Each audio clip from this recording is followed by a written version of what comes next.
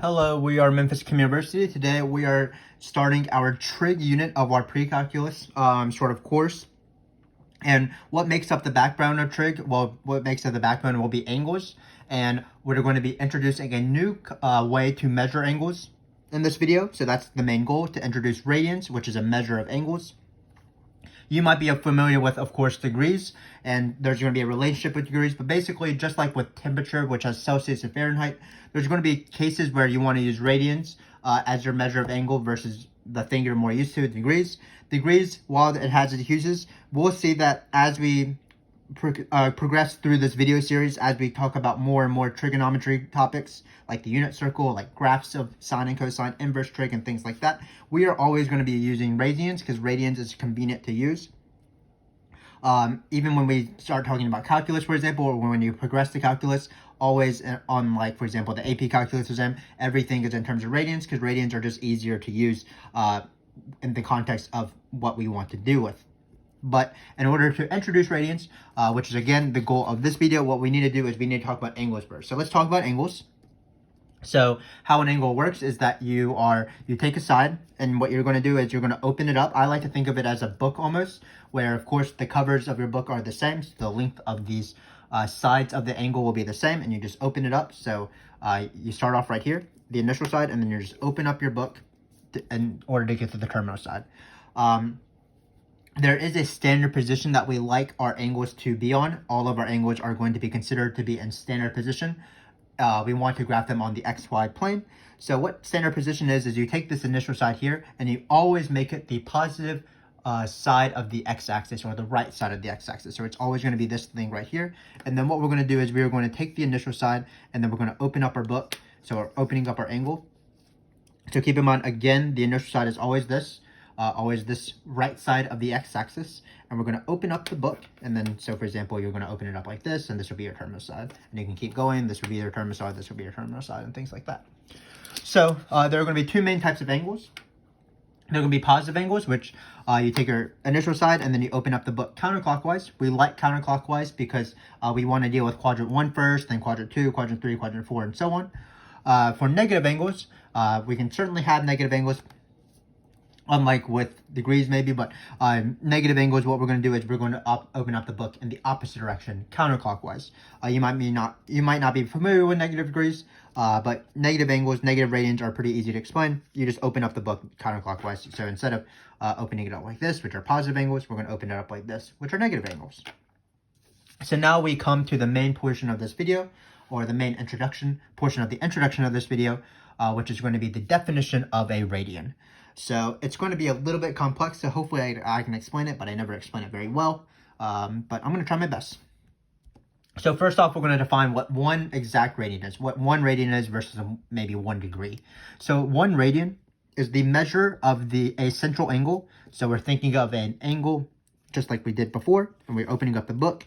And now we're going to consider sort of the circle that is formed with that angle. And then what happens is we want our angle to intercept this arc S. So any angle on the circle, if you have this and you have this, it will intercept an arc S. And we want a particular S, or a particular angle, where the arc S will be equal in length to the radius R of the circle. So this radius S right here, this arc right here, is equal to R. And that's what 1 radian is going to be. This angle is going to be 1 radian. And why is it 1 radian? It's because the arc it intercepts is equal to the radius of the circle. So if, for example, if you were able to measure this with a string, you would see that, well, take your string here and you would measure it along here. You would see that this guy right here is as long as this guy. And that's what 1 radian is. So what is going to be multiple radians? Well, radian measure by definition is the ratio of whatever the length of the arc that you're intercepting over the radius, and then this is going to be theta. And then, of course, it's measured in radians. So that's what it means for radians. So again, 1 radian is when the R radius is equal exactly to the arc length. And if you want to deal with other radians, what you do is you look at the ratio between the arc length you create and the radius. So for example, 2 radians would be instead of opening up the book only where this is equal to this, you're going to open up the book where this arc is going to be twice the radius. So obviously, as we open up the book more, the arc you're intercepting is going to be longer, which makes this ratio more, which means that you're going to have a bigger degree measure of angle in radians. So for example, this would be about 3 radians because we would open up the book 1 radius, 2 radius, 3 radius.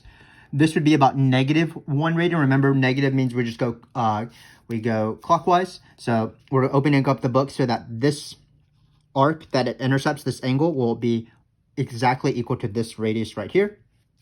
This is about 2 radians because you're opening it up clockwise and you're opening up where this arc is double this thing right here. This is about -3 radians.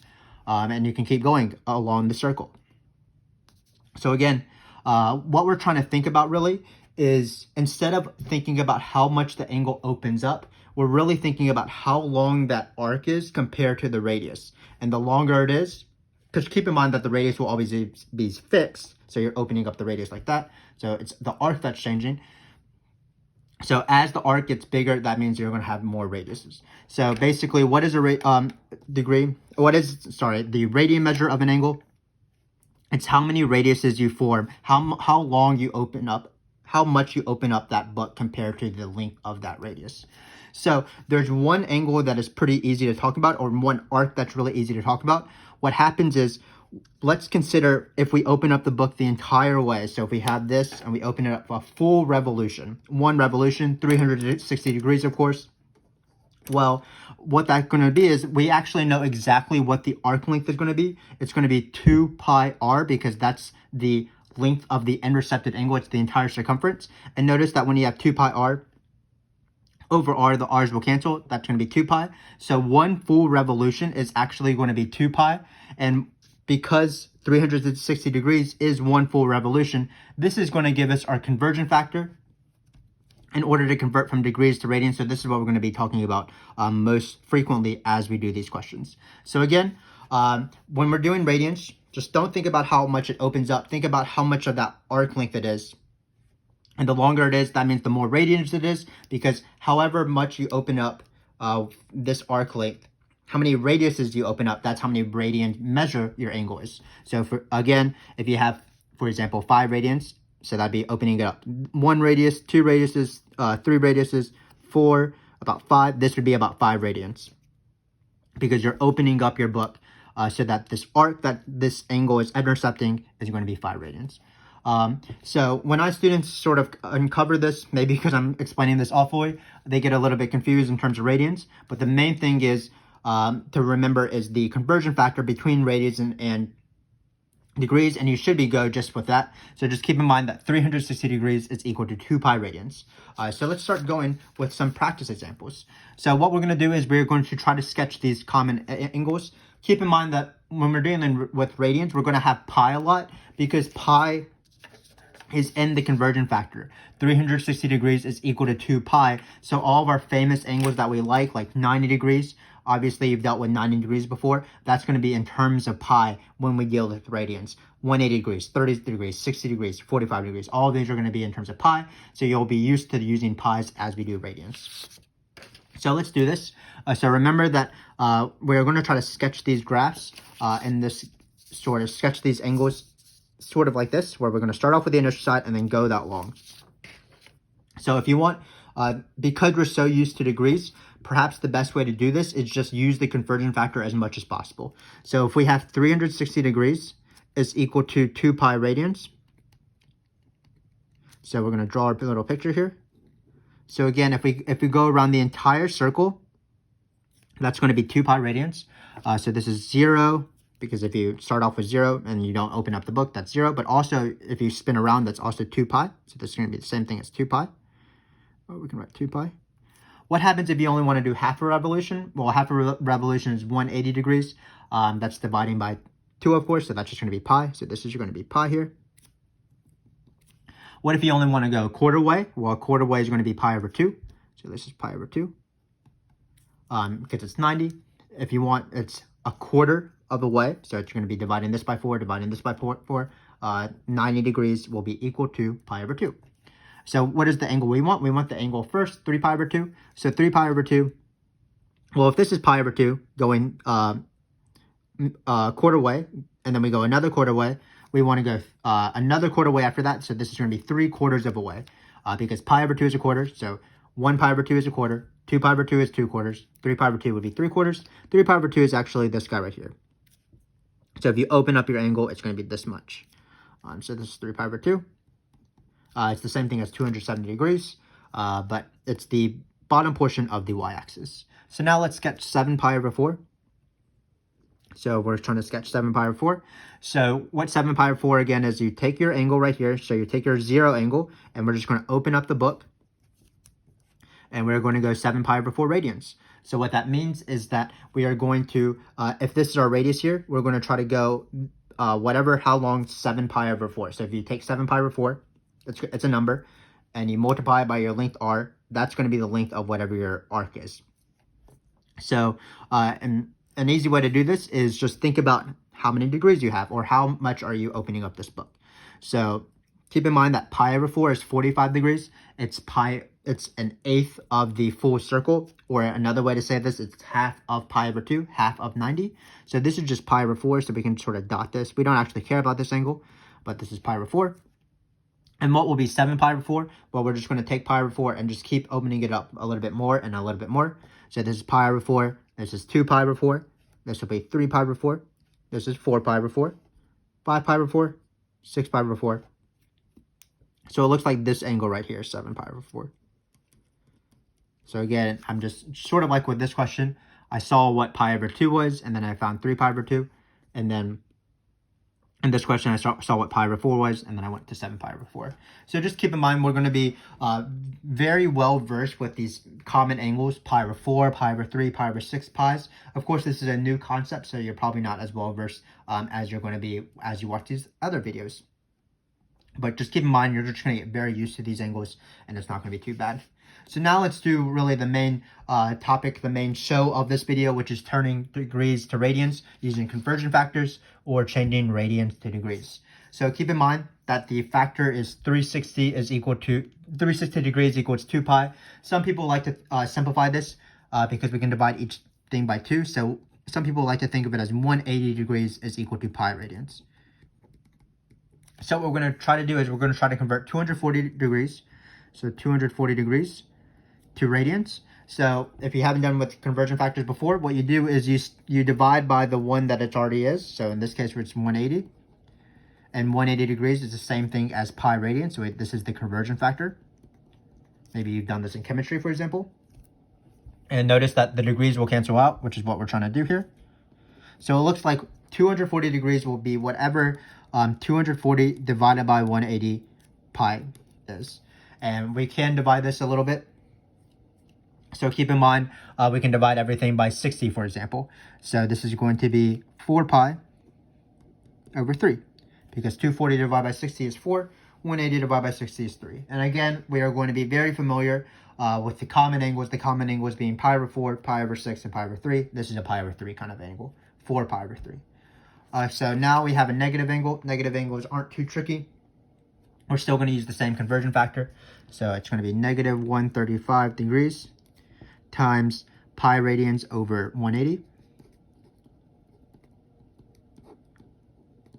degrees. The degrees, of course, are going to cancel. So this is a little bit tricky. So let's actually first write negative 135 over 180 radians. So notice I have no more degrees because they canceled. So we just have to find what this is. What I'm going to do is I'm going to divide everything by 5 because it looks like 5 is a pretty easy common factor to find. No shame in doing math on the side, so let's do 5 divided by 135 first. That's going to be 2. 10 minus 35. Looks like we are going to have 5, 35, 27, I believe. That seems to be correct. And then we're going to do 5 divided by 180. Probably can do that in my head, but why not? Just do math on the side. So it's going to be 3. 3 times 5 is 15. Minus 1, 3 is 0. It looks like we are going to be left with 36. So it's going to be 27 over 36. We can reduce that even further. Because, of course, this is both divisible by 9, for example. So I think the simplified form would be negative 3 over 4 radians. So we can box this. We forgot our pi. Yeah, so remember all of our answers usually have pi in it. So again, negative 3 pi over 4 radians, that just means opening up your book clockwise 3 times the pi over 4, and pi over 4 was, again, an eighth of the circle. So it'd be 3/8 of the circle, so it'd be 1, 2, 3. So it'd be around right here. So now we're going to do the opposite, which is turn radians into degrees. So we're going to use the same conversion factor. But what happens is, of course, we're going to flip the conversion factor because we want the radians to be on the bottom so that they cancel. And notice if the radians are on the bottom, usually the pi's will cancel as well. So we're just going to multiply this by this. 6 goes into 180 pretty nicely. It goes in 3 times because 6, or 30 times because 6 goes into 18 3 times, so it's 30. So it looks like it's just 7 times 30. That's going to be 210 degrees. So again, not too bad, just conversion factors. Once you've sort of done this, you'll see that in the next few videos from now, it will be nice to be able to convert from degrees to radians and radians to degrees, because again, each one has its unique purpose. So now we're going to do the same thing. We're going to convert negative 5 pi over 4 radians to degrees. So it's going to be negative 5 pi over 4 radians to degrees. So we're going to multiply by the same conversion factor. So none of this is too bad once we get into the actual questions. It is kind of difficult to talk about radians sort of in a conceptual way, but when you're going from degrees to radians, it's certainly not too bad. So pi's cancel. Again, pi's usually cancel. Now we want to know how many times does 4 go into 180. Well, that's going to be, again, that 45, 45, 45, 45, 45. That's 180. So this is going to be 45 times 5. So it's going to be negative 5 times 45 degrees. And 45 degrees, well, it's going to just be one more 45 past that 180. So it looks like it's going to be 225 degrees. And again, negative means you just open it up this way. Not too bad. So now what we're going to do is we're going to find 2 coterminal angles. So we need to talk about coterminal angles first. Just notice that actually there's certain angles that have what I call the same name, or what textbook are coterminal. Sorry, I can't talk. But basically what happens is when you open up the book, because you'll open up the book and eventually hit this again, there will be certain angles that will look the same, but you might be spinning around the circle of multiple degrees of time. So for example, let's say we have this angle right here. So this is called theta. So basically what happens is we take this and we open it up this way. Well, what happens is that we can open it up that much, and then we can do a full exact revolution. And notice that while it won't be the same angle because you're just having so many more radiuses, you're opening up the book that much more, you'll end up in the same spot. And that's what it means to have a coterminal angle. And how many coterminal angles does an angle have? Well, it's actually an infinite number. Because if you take your angle, as long as you're making full revolutions, you're going to be ending up in the same spot. And that's what it means to be coterminal. Also, there's negative angles that will be coterminal to whatever angle you have. Because let's say you have this angle right here. Again, we just open it up this way. Well, we can consider this angle in a different way. We can open it up all the way down here and hit this point, but going in the clockwise direction. So this would be like theta prime, for example. So theta prime is certainly not the same thing as theta, but they are called coterminal because when you actually draw them, you'll be drawing only these 2 sides, this side and this side. It really doesn't matter that for this one, we open it up this way, and then for this one, we opened it up that way. Because in the end, we got this angle picture. So hopefully that makes sense.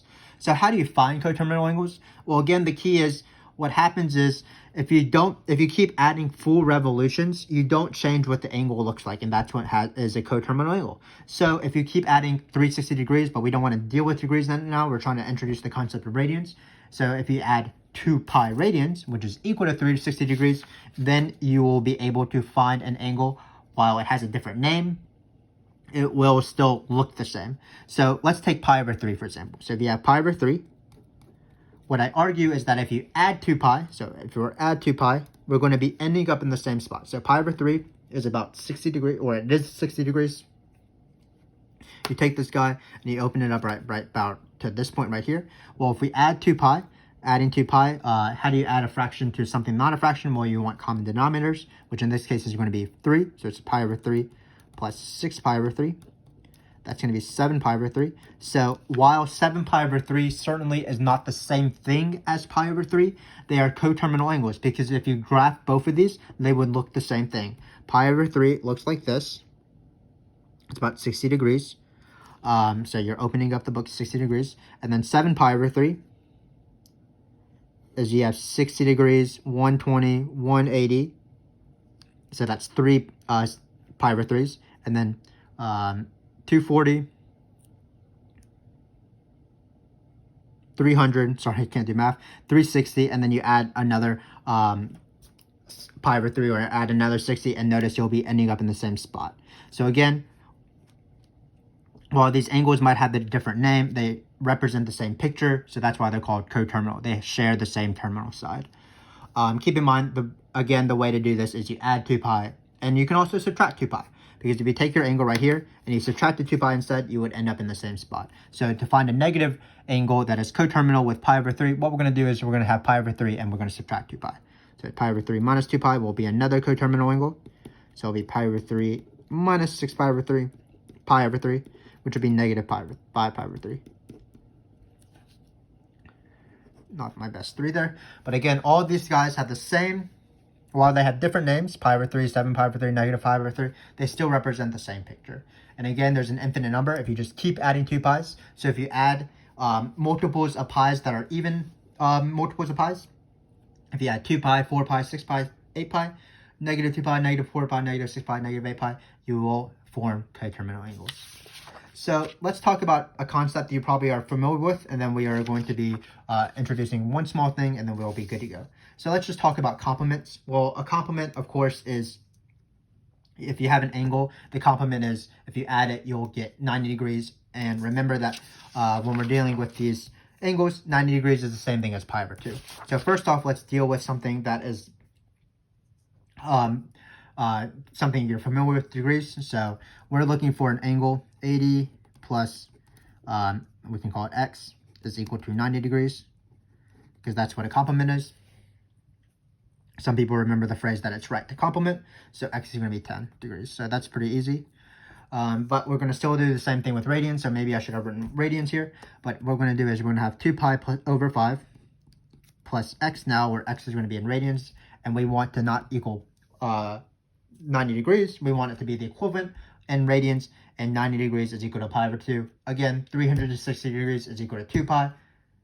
Pi radians is equal to 180 degrees. And then finally, pi over 2 is equal to 90 degrees. You will get better and better at converting in radians and degrees in your head, because you'll memorize a lot of the key angles that we need to talk about. So this is pi over 2 right here.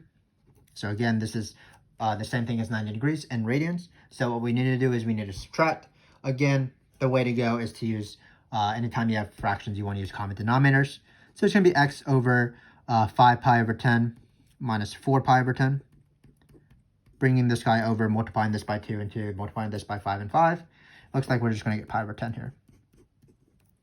And then what is the supplement? Well, the supplement is the angle where if you add it to the angle, you'll get 180 degrees. But again, we're dealing with radians here. So what is 180 degrees? It is going to be pi radians. That was the conversion factor that we use quite often and on the front page. Pi radians is equal to 180 degrees. So when we have the supplement here, 20 degrees plus the supplement will equal 180 degrees. So this is not too bad. X is going to be 160 in this case. Now for radians, instead of adding to 180 degrees, we're going to add to the equivalent of 180 degrees in radians. That is pi radians. So it's going to be this 7 pi over 10 plus x is equal to 1 pi. Well, I can easily subtract this, because this is going to be 10 pi over 10. Of course, pi is 10 pi over 10. And then we subtract off 7 pi over 10. That's going to be 3 pi over 10. So that's going to be our answer. 3 plus 7 is 10. And then they cancel. So that's that. Converting between complements and supplements are pretty easy, no matter if it's degrees or radians. So now what we're going to do is we're going to write the arc length formula and then employ it. Keep in mind that the arc length formula only holds when you have radians. So this is one of the reasons why we want to talk about radians, because we are able to find the arc length of certain arcs. Only holds with radians. It does not work with degrees. So remember that we have this formula right here. Didn't explain it super well, but what it says is the radian measure of an angle is the ratio of the arc length, the length of the arc length that it intercepts over the radiusless length. So just how long is the arc length compared to the radius, and that's how much the angle measure will be. Like you take your angle right here, you see how long this arc length is, you measure your radius, and you see the ratio. So notice that, and this is a definition of what radians is. This only holds when theta is measured in radians and not, for example, in degrees.